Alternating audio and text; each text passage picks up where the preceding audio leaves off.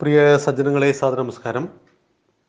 ഭഗവത്ഗീതയിലെ അർജുന വിഷാദ യോഗം 1-ാമത്തെ അധ്യായത്തിലെ 1-ാമത്തെ ശ്ലോകത്തിൽ ധൃതരാഷ്ട്രർ ആരാണ് എന്നും ധർമ്മം എന്താണ് എന്നും 1-2 ക്ലാസ്സുകളിൽ നമ്മൾ സൂചിപ്പിച്ചു. ധർമ്മക്ഷേത്രേ കുരുക്ഷേത്രേ എന്നാണ് അഭിസംബോധന. നേരത്തെ സൂചിപ്പിച്ചു, ധർമ്മക്ഷേത്രം എന്ന് ധൃതരാഷ്ട്രർ ചോദിക്കുന്നത് കുരുക്ഷേത്രം, ധർമ്മം വിജയിക്കേണ്ടത് അനിവാര്യം തന്നെ ആയതിനാൽ കുരുക്ഷേത്രം ധർമ്മക്ഷേത്രമാണ് എന്നാണ് അതിൻ്റെ പ്രത്യക്ഷ അർത്ഥം. എന്നാൽ സാമാന്യന ഹൈന്ദവ സമൂഹം മനസ്സിലാക്കേണ്ട ഏറ്റവും പ്രധാനപ്പെട്ട ഒരു വിഷയമാണ് നമ്മുടെ ക്ഷേത്രസങ്കല്പം. നമ്മളെല്ലാം വിശ്വാസികളാണ്. എല്ലാ ദിവസവും അമ്പലത്തിൽ പോകുന്നവർ കുറവായിരിക്കാം. ആഴ്ചയിൽ ഒരു ദിവസം പോകുന്നവർ, ബർത്ത്ഡേ ആയ ദിവസം രാവിലെ പോകുന്നവർ, കല്യാണത്തിൻ്റെ അന്ന് രാവിലെ പോകുന്നവർ, ഒന്നുമല്ലെങ്കിൽ വമ്പിച്ച വെടിമരുന്ന് പ്രയോഗം നടക്കുമ്പോൾ ഉത്സവത്തിനായി ക്ഷേത്രത്തിൽ ഒന്നിച്ചു കൂടുന്നവർ, അന്നദാന സമയത്ത് മാത്രം വരുന്നവർ, ഇതൊക്കെയാണ് ഹിന്ദുക്കൾ. മറ്റു മതങ്ങൾക്കുള്ളതുപോലെ ഇത്ര സമയത്ത് എല്ലാ ആഴ്ചയും നീ ക്ഷേത്രത്തിൽ ചെല്ലണമെന്നു ഒരു നിർബന്ധവും ഹിന്ദുവിനില്ല. ആരാധനയിൽ നിർബന്ധമില്ലാത്തവൻ്റെ പേരാണ് ഹിന്ദു. വിശ്വാസിയും അവിശ്വാസിയും ഹിന്ദു തന്നെ. ഈശ്വര വിശ്വാസിയായ വാൽമീകിയും ഈശ്വര നിഷേധിയായ ചാർവാകനെയും മഹർഷി എന്ന് വിളിച്ചതാണ് നമ്മുടെ സംസ്കാരം. എന്നാൽ നാം ഭാരതത്തിൽ എവിടെ സഞ്ചരിച്ചാലും ഓരോ ഗ്രാമങ്ങളിലും നമുക്ക് നിരവധി ക്ഷേത്രങ്ങൾ കാണാം. നമ്മുടെ എല്ലാം ജീവിതം ക്ഷേത്രവുമായി ബന്ധപ്പെട്ട് കിടക്കുന്നു. സാധാരണ ക്ഷേത്രങ്ങളും മഹാക്ഷേത്രങ്ങളും ഉണ്ട്. ഗുരുവായൂരും ശബരിമലയുമെല്ലാം മഹാദേവ ക്ഷേത്രങ്ങളാണ്. കോടിക്കണക്കിന് ആളുകൾ, ഭക്തജനങ്ങൾ വരുന്നതാണ് മഹാക്ഷേത്രങ്ങൾ. എന്താണ് ക്ഷേത്രം?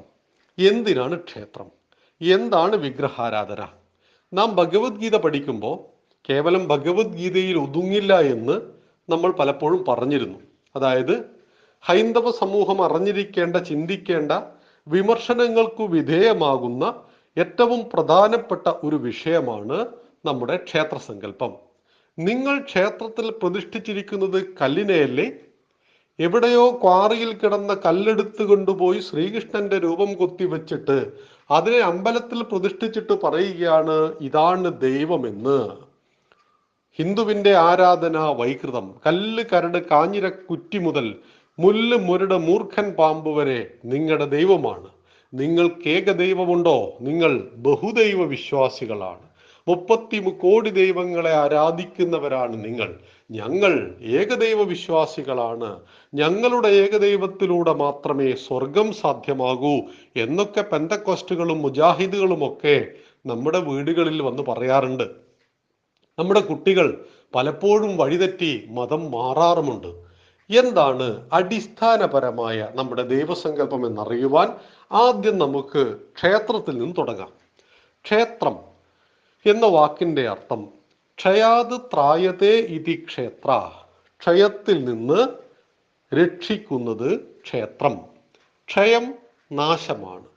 എല്ലാ ദിവസവും ക്ഷേത്രത്തിൽ പോയി പ്രാർത്ഥിച്ചാൽ 10 ലക്ഷം രൂപയുടെ കടം എന്ന നാശത്തിൽ നിന്നും രക്ഷപ്പെടാൻ പറ്റുമോ? പറ്റില്ല. ഒരു മനുഷ്യന്റെ ശരിയായ ക്ഷയം, നാശം എന്താണ്?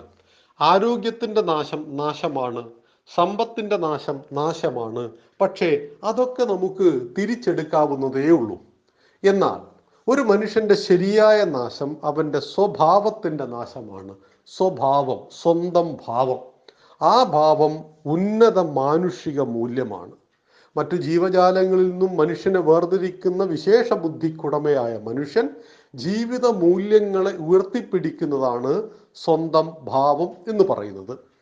കാമം, ക്രോധം, മോഹം, ലോഭം, മതം, മാത്സര്യം എന്നീ വികാരങ്ങൾ നമുക്കുള്ളിലുണ്ട്.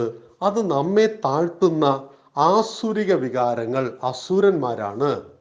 സ്നേഹം, സത്യം, സേവന മനോഭാവം, കരുണ, രാഷ്ട്രത്തോടുള്ള ഭക്തി, അങ്ങനെ അനേകം പോസിറ്റീവായ ഗുണങ്ങൾ ഓരോ മനുഷ്യനിലുമുണ്ട്. അത് നമ്മെ ഉയർത്തുന്ന ദൈവിക വികാരങ്ങളാണ്. ആസുരിക വികാരങ്ങളും ദൈവിക വികാരങ്ങളും ഒരേ മനുഷ്യന്റെ ഉള്ളിൽ തന്നെ പ്രവർത്തിക്കുന്നു. ഉദാഹരണത്തിന്, നമ്മുടെ മുന്നിൽ ഒരാൾ നടന്നു പോകുന്നു. അയാളുടെ പോക്കറ്റിൽ നിന്നും പേഴ്സ് താഴെ വീഴുന്നു. അയാൾ അറിഞ്ഞിട്ടില്ല, ലോകം സാക്ഷിയുമല്ല. തുറന്നു നോക്കുമ്പോൾ അതിൽ 10,000 രൂപയുണ്ട്. നമ്മുടെ മനസ്സിൽ അസുരൻ പ്രവർത്തിക്കുന്നു. ആരും കണ്ടിട്ടില്ല, സാക്ഷികളില്ല, അദ്ദേഹം അറിയുന്നുമില്ല, പേഴ്സ് നിനക്കെടുക്കാം. പെട്ടെന്ന് ആരോ നമ്മെ തട്ടി ഉണർത്തുന്നു, എടുക്കാൻ പാടില്ല, ഇത് നിന്റേതല്ല, നിന്നേക്കാൾ ദാരിദ്ര്യമുള്ളൊരു വ്യക്തിയുടേതാവാം. അങ്ങനെയാണ് നാം പലപ്പോഴും പത്രത്തിൽ കാണുന്നത്. ഓട്ടോറിക്ഷയിൽ മറന്നുവെച്ചു പോയ 100 പവൻ ഓട്ടോറിക്ഷ ഡ്രൈവർ തിരിച്ചേൽപ്പിച്ചു.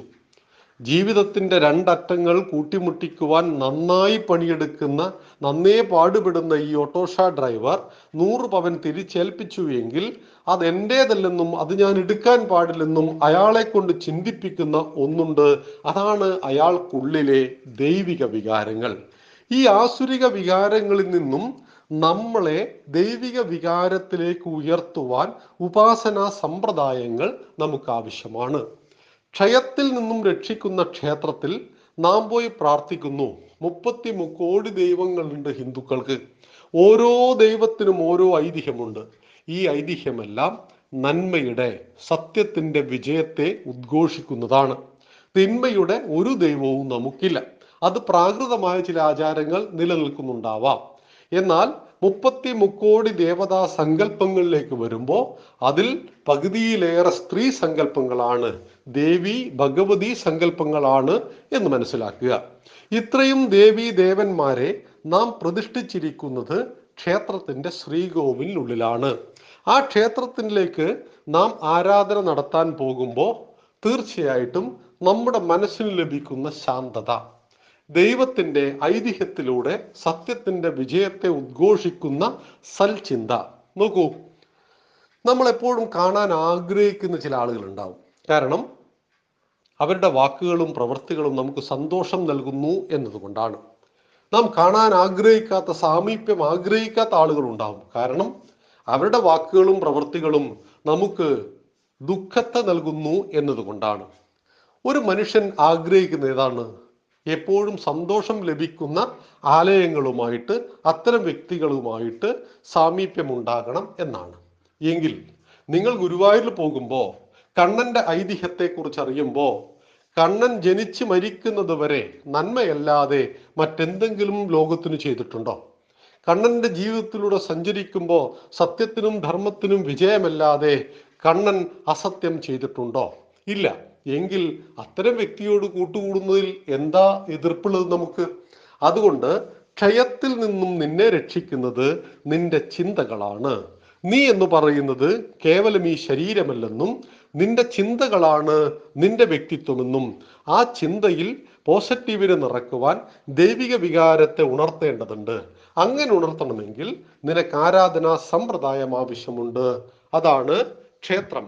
ക്ഷയത്തിൽ നിന്നും രക്ഷിക്കുന്നത് ക്ഷേത്രം. നമുക്ക് നാളെ എന്താണ് വിഗ്രഹാരാധന? ഹിന്ദുക്കൾക്ക് 33 കോടി ദൈവങ്ങളുണ്ടോ? എന്താണ് ഈശ്വരൻ? എന്താണ് ദേവതാ സങ്കല്പം? കൃത്യമായിട്ട് നമുക്ക് നാളെ ചിന്തിക്കാം. നന്ദി, നമസ്കാരം. വന്ദേ മാതരം.